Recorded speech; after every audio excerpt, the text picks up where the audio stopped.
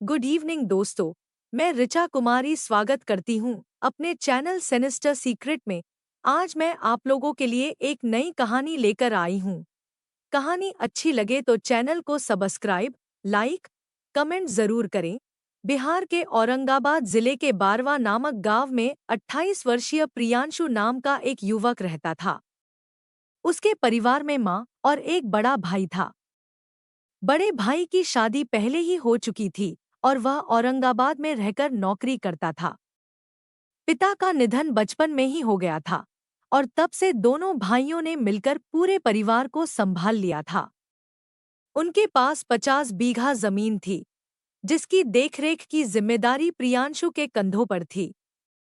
वह पूरी लगन और जिम्मेदारी के साथ इस काम को निभाता था। अब उम्र 28 साल हो चुकी थी और परिवार वालों ने उसके लिए लड़की की तलाश शुरू कर दी थी। कुछ समय पहले 10 मई 2025 को उसकी शादी गुंजा नाम की लड़की से करा दी गई। यह परिवार आर्थिक रूप से भी सक्षम था, किसी चीज की कमी नहीं थी। दोनों बेटों की शादी हो चुकी थी। घर परिवार में सब कुछ अच्छा चल रहा था। शादी के बाद देखते ही देखते 40 से 45 दिन बीत गए और तारीख आई 23 जून 2025 की। इस दिन प्रियांशु को किसी काम से वाराणसी जाना था। वह सुबह घर से निकला और वाराणसी पहुंच गया। योजना के अनुसार अगले दिन 24 जून 2025 की शाम तक उसे घर लौट आना था। शाम करीब 7 बजे जब वह रेलवे स्टेशन पर उतरा तो उसने अपनी मां और पत्नी को फोन करके सूचना दी। मां ने तुरंत ही पड़ोस में रहने वाले दो लड़कों, अनूप और सोनू, को स्टेशन भेज दिया, क्योंकि गांव से स्टेशन की दूरी काफी थी और बीच में सुनसान रास्ता पड़ता था। दोनों लड़के अपनी पल्सर बाइक लेकर स्टेशन पहुंचे और प्रियांशु को साथ ले लिया। वापस लौटते समय बाइक प्रियांशु चला रहा था और पीछे अनूप व सोनू बैठे थे। जब वे एक सुनसान रास्ते पर पहुंचे तो पीछे से एक बाइक आई, जिस पर दो व्यक्ति सवार थे। उन्होंने आगे आकर बाइक रोकी और एड्रेस पूछने के बहाने बात शुरू की। लेकिन अचानक ही उन्होंने तमंचे निकाल लिए और प्रियांशु पर ताबड़तोड़ फायरिंग कर दी। रिपोर्ट्स के अनुसार प्रियांशु को 8 गोलियां मारी गईं, जिससे उसकी मौके पर ही मौत हो गई। यह नज़ारा इतना अचानक और भयावह था कि उसके साथ बैठे दोनों पड़ोसी सन्न रह गए। उन्हें यकीन ही नहीं हो रहा था कि उनकी आंखों के सामने यह सब हो गया। शूटर घटना के बाद कुछ देर वहीं रुके। उन्होंने किसी को फोन किया और कहा कि काम हो गया है। इसके बाद वे वहां से निकल गए। अनूप और सोनू ने तुरंत पुलिस को कॉल किया। प्रियांशु को अस्पताल ले जाया गया, जहां डॉक्टरों ने उसे मृत घोषित कर दिया। इस घटना की सूचना जब परिवार वालों तक पहुंची तो वे टूट गए। अस्पताल में मां, पत्नी और बड़े भाई की हालत देखने लायक नहीं थी। पुलिस ने शव को पोस्टमार्टम के लिए भेज दिया। अगले दिन सुबह तक यह मामला पूरे इलाके और सोशल मीडिया पर वायरल हो गया। घटना की गंभीरता को देखते हुए एक एसआईटी का गठन किया गया और जांच शुरू हुई। सबसे पहले पुलिस का शक उन्हीं दो पड़ोसियों, अनूप और सोनू, पर गया, जो उस दिन प्रियांशु को स्टेशन से लेने गए थे। पुलिस ने उन्हें हिरासत में लेकर पूछताछ की। शक की वजह यह थी कि जब इतने करीब से गोलियां चलाई गईं, तो उन्हें खरोंच तक क्यों नहीं आई। पूछताछ में दोनों ने कहा कि उन्होंने अपने जीवन में ऐसा पहली बार देखा था। वे अचानक हुए इस हमले से डर गए थे और समझ ही नहीं पाए कि क्या करें, इसलिए प्रियांशु को बचा नहीं पाए। पुलिस ने उनके बैकग्राउंड की जांच की, यह देखने के लिए कि कहीं प्रियांशु से उनकी कोई दुश्मनी तो नहीं थी। लेकिन जांच में ऐसा कुछ भी सामने नहीं आया। नतीजतन पुलिस ने उन्हें क्लीन चिट दे दी। इसके बाद पुलिस ने रेलवे स्टेशन से लेकर गांव तक के सभी सीसीटीवी कैमरों की फुटेज खंगाली। लेकिन ग्रामीण इलाके में कैमरे बहुत कम होने के कारण कोई ठोस सबूत नहीं मिल सका।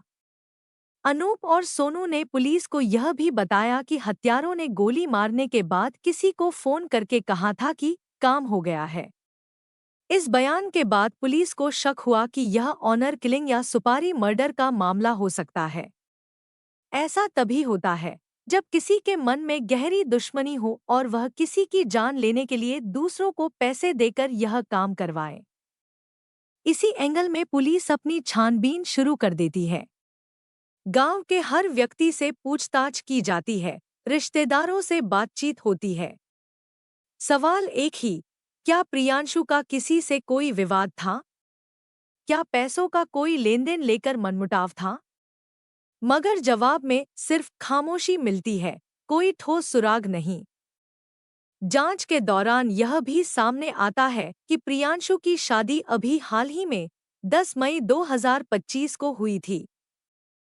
पुलिस नई दुल्हन गुंजा से भी विस्तार से बात करती है, लेकिन उसके शब्दों में भी किसी के खिलाफ कोई आरोप या संदेह नहीं झलकता। यही पुलिस की जांच एक ऐसे मोड़ पर पहुंच जाती है जहां सब कुछ उलझने लगता है। क्राइम सीन की दोबारा से जांच में पुलिस को एक अहम बात समझ आती है। जो दो लोग प्रियांशु की जान लेने पहुंचे थे, उन्हें उसकी सही लोकेशन का पता बिल्कुल सटीक था। और यह जानकारी उस समय सिर्फ प्रियांशु के घरवालों के पास थी, उसकी माँ, बड़ा भाई और पत्नी। माँ और भाई के लिए यह कल्पना करना भी असंभव था कि वे अपने घर के छोटे बेटे की मौत की साजिश रच सकते हैं। ऐसे में शक की सुई सीधी उसकी नई नवेली पत्नी गुंजा की ओर घूम जाती है। इसी शक के आधार पर पुलिस तय करती है कि प्रियांशु के कमरे की पूरी तरह तलाशी ली जाएगी। तलाशी में एक मोबाइल फोन मिलता है, जिसे बड़ी सावधानी से छिपा कर रखा गया था। यह फोन न तो प्रियांशु का था, न ही किसी और परिवार के सदस्य का। जांच में सामने आता है कि यह मोबाइल गुंजा का है। यहाँ सवाल और गहरा हो जाता है। जब गुंजा के पास पहले से ही एक मोबाइल था, जो प्रियांशु ने उसे शादी के बाद दिया था, तो फिर यह दूसरा फोन उसने क्यों छुपा रखा था? पुलिस को शक पुख्ता करने के लिए अब गुंजा के दोनों मोबाइल, एक जो वह रोजाना इस्तेमाल करती थी और दूसरा जो छुपा रखा था, जब्त करके जांच के लिए भेज दिए जाते हैं। दोनों फोन का कॉल डिटेल्स खंगाले जाते हैं। जांच में पता चलता है कि गुंजा का मुख्य मोबाइल, जो उसे प्रियांशु ने दिया था, उससे वह घटना वाले दिन लगातार प्रियांशु से संपर्क कर रही थी। वह बार बार उससे पूछ रही थी कि वह कहाँ तक पहुंचा है, स्टेशन पर कब उतरेगा। यह सब नई शादीशुदा पत्नी के लिए सामान्य बातें लगती थी। लेकिन असली शक तब गहराता है जब पुलिस गुंजा के छुपाए गए फोन की कॉल लिस्ट देखती है। उसमें 2 अनजान नंबर मिलते हैं और चौंकाने वाली बात यह कि उनमें से एक नंबर पर गुंजा कई वर्षों से बात कर रही थी। जांच में पता चलता है कि यह नंबर किसी और का नहीं, बल्कि गुंजा के सगे फूफा का है।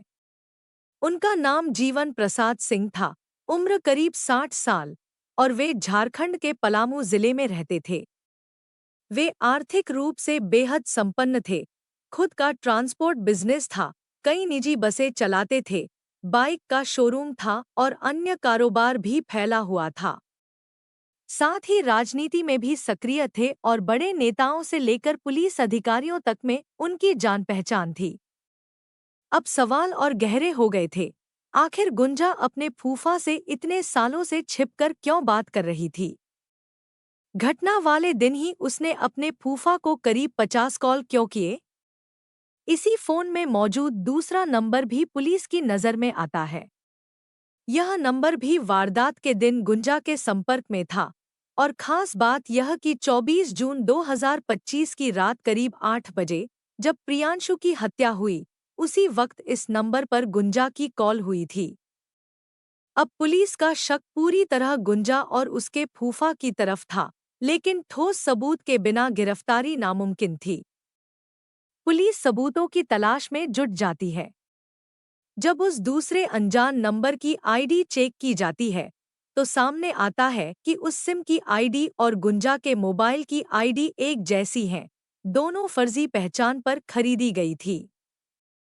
लोकेशन ट्रेस करने पर पुलिस दो लोगों तक पहुंचती है, जयशंकर और मुकेश।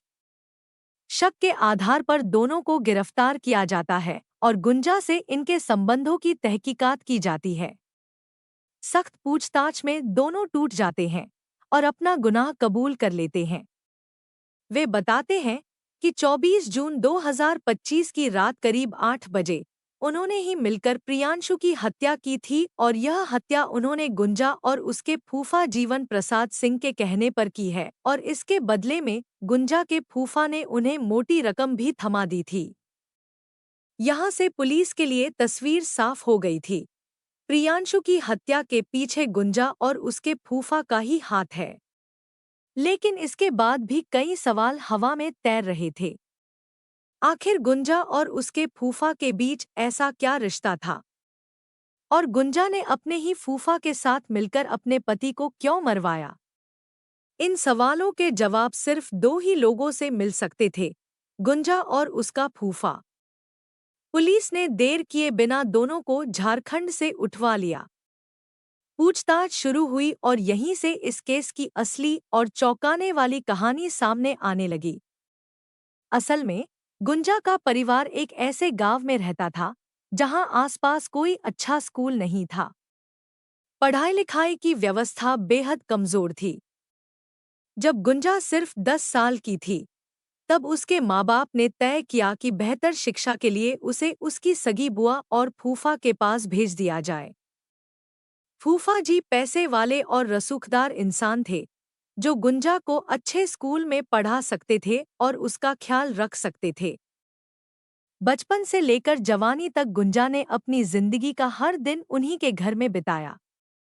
10 साल की उम्र से लेकर 27 साल की उम्र तक फूफा ने न सिर्फ उसकी पढ़ाई का खर्च उठाया, बल्कि उसे अच्छे कपड़े, अच्छा खाना और घूमने फिरने का मौका भी दिया। लेकिन इसी दौरान रिश्तों की सीमाएं टूट गईं। गुंजा और उसके फूफा के बीच नज़दीकियां बढ़ी, जो सिर्फ भावनाओं तक नहीं रहीं, बल्कि शारीरिक रिश्तों में बदल गईं। फूफा को भी गुंजा का साथ पसंद था और लगभग 15 साल तक दोनों का यह संबंध चलता रहा। उम्र का फर्क दोनों के बीच कभी दीवार नहीं बना, भले ही फूफा 60 साल के थे और गुंजा उनसे कई गुना छोटी। गुंजा को इस रिश्ते से कोई ऐतराज नहीं था। लेकिन वक्त आगे बढ़ता रहा और जब गुंजा 27 साल की हुई, तो उसके माता-पिता ने उसकी शादी के लिए लड़कों की तलाश शुरू कर दी। लेकिन यहाँ पर फूफा का असली इरादा सामने आता है। वो हर लड़के में कोई ना कोई कमी निकाल देते, जिससे गुंजा की शादी टलती जाती। सच यह था कि फूफा कभी भी उसे अपने घर से दूर जाने नहीं देना चाहता था। सब कुछ उनकी योजना के मुताबिक चल रहा था, लेकिन 2025 में एक ऐसा दिन आया जिसने इस रिश्ते की पोल खोल दी। एक दिन, जब गुंजा और उसका फूफा अपने उसी अवैध रिश्ते में थे, तो गुंजा की बुआ ने उन्हें खिड़की से देख लिया। इसके बाद मामला छुपा नहीं रह सका। बुआ ने तुरंत अपने भाई, यानी गुंजा के पिता, को सारी सच्चाई बता दी। उसी वक्त गुंजा को उसके मायके भेज दिया गया। गुंजा के पिता अब एक ही सोच में थे, बेटी की शादी जल्दी से जल्दी कर दी जाए, ताकि यह मामला हमेशा के लिए खत्म हो जाए। आनन फानन में उन्होंने प्रियांशु नाम के एक युवक से रिश्ता तय कर दिया और 10 मई 2025 को शादी कर दी गई। लेकिन इस शादी में न तो गुंजा की बुआ आई और न ही उसका फूफा। शादी के दिन भी गुंजा ने अपने फूफा को कई बार फोन किया, यहाँ तक कि कहा कि अगर वो चाहें तो मंडप से भी उसे लेकर भाग सकते हैं। शादी के दिन ही उसने अपने फूफा को 100 से ज्यादा कॉल किए। शादी के बाद शुरुआती 10-15 दिन तक उसने फूफा से बात नहीं की, लेकिन फिर उसने अपने पुराने फोन से कॉल करके कहा कि वो उनके बिना नहीं रह सकती और इस शादी से बाहर निकलना चाहती है। फूफा भी उसे खोना नहीं चाहता था। उसने कहा, थोड़ा इंतजार करो, मैं कुछ करता हूँ। इसके बाद दोनों ने मिलकर एक खौफनाक प्लान बनाया। उनके बीच सबसे बड़ी रुकावट था प्रियांशु। अगर वो रास्ते से हट जाता तो दोनों फिर से साथ रह सकते थे। फूफा ने अपनी पहुंच और पैसे का इस्तेमाल किया और दो सुपारी किलर, जयशंकर और मुकेश, को हायर कर लिया। दोनों को प्रियांशु की फोटो दी गई, प्लान समझाया गया और सही मौके का इंतजार शुरू हुआ। गुंजा ने खुद अपने फूफा को बताया कि 23 जून 2025 को प्रियांशु वाराणसी जाएगा और 24 जून को लौटेगा। यही उनकी योजना का मौका था। फूफा ने इसके लिए दो फर्जी सिम लिए, एक गुंजा को दिया और दूसरा किलर्स को, ताकि सब गुपचुप तरीके से संपर्क में रह सकें। 24 जून 2025 की शाम करीब 7:30 से 8 बजे के बीच प्रियांशु अपने गांव के दो लड़कों के साथ बाइक पर लौट रहा था। उसकी लोकेशन की खबर गुंजा ने ही फूफा और किलर्स को दी थी। किलर्स पहले से रास्ते में घात लगाए बैठे थे। जैसे ही प्रियांशु वहां पहुंचा, उन्होंने उसका रास्ता रोका और ताबड़तोड़ गोलियां चला दी। मौके पर ही प्रियांशु जमीन पर गिर पड़ा, खून से लथपथ, और उसकी सांसें थम गईं। वहीं मौके पर उसकी मौत हो गई। न अस्पताल तक पहुंचाने का समय मिला, न कोई मदद उसे वापस ला पाई।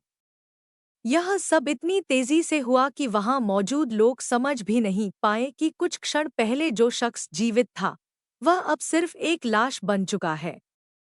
हत्या करने के बाद उन हमलावरों ने सबसे पहले जिस व्यक्ति से बात की, वह कोई और नहीं बल्कि गुंजा थी। उन्होंने फोन पर उसे यह खबर दी कि काम पूरा हो चुका है और अब वे वहां से जा रहे हैं। यह कॉल जैसे इस खौफनाक का धीरे तस्वीर सामने आने लगी। शादी के केवल 45 दिन बाद ही गुंजा ने अपने अवैध संबंधों की वजह से अपने ही पति की जान ले ली। इस पूरी सच्चाई में सबसे दर्दनाक बात यह थी कि प्रियांशु का इसमें कोई दोष नहीं था। उसे तो यह तक पता नहीं था कि उसकी पत्नी का अपने ही फूफा के साथ रिश्ता चल रहा है। वह एक निर्दोष इंसान था, जिसे धोखे में रखकर शादी के बंधन में बांध दिया गया और फिर एक ऐसी साजिश रच दी गई जिसकी कीमत उसे अपनी जान देकर चुकानी पड़ी। आजकल ऐसे कई मामले सामने आ रहे हैं, जहां निजी स्वार्थ और गलत रिश्तों के लिए निर्दोष लोगों को मौत के घाट उतार दिया जाता है। इस मामले में जितनी गलती गुंजा और उसके फूफा की थी, उतनी ही जिम्मेदारी गुंजा के परिवार वालों की भी बनती है। उन्होंने बिना सच्चाई बताए, बिना सोच समझकर उसकी शादी प्रियांशु से करा दी। उन्हें शायद इस अंजाम का अंदाजा नहीं था, लेकिन उनकी यह अनदेखी भी इस खून के पीछे एक बड़ा कारण बनी। इस हत्याकांड में उनका भी उतना ही हिस्सा है, जितना उन लोगों का जिन्होंने यह बेरहमी से हत्या की। इस कहानी को सुनाने का मेरा मकसद किसी की भावनाओं को ठेस पहुंचाना नहीं, बल्कि लोगों को जागरूक करना है। इस केस से यही सीख मिलती है कि रिश्तों में सच्चाई और विश्वास सबसे जरूरी है। जब कोई रिश्ता छल और लालच पर टिका हो, तो उसका अंत कभी सुखद नहीं होता। प्रियांशु जैसे निर्दोष लोग, जिनका किसी से कोई झगड़ा या दुश्मनी नहीं थी, वे भी कभी-कभी दूसरों की गलतियों और छिपे हुए पापों का शिकार हो जाते हैं। यह घटना समाज के लिए एक चेतावनी है। बच्चों की परवरिश और उनकी निजी जिंदगी पर परिवार को सजग रहना चाहिए। शादी जैसे रिश्ते में सच्चाई छुपाना किसी की जान भी ले सकता है। और सबसे अहम बात, जब भरोसा टूटता है तो उसकी गूंज सिर्फ एक घर तक नहीं, पूरे समाज में सुनाई देती है। यह घटना हमें यह सिखाती है कि रिश्ते भरोसे पर टिके होते हैं, और जब विश्वास टूटता है तो उसका अंजाम सिर्फ एक घर नहीं, कई जिंदगियों को बर्बाद कर देता है। इसलिए शादी जैसे रिश्ते में सच छुपाना या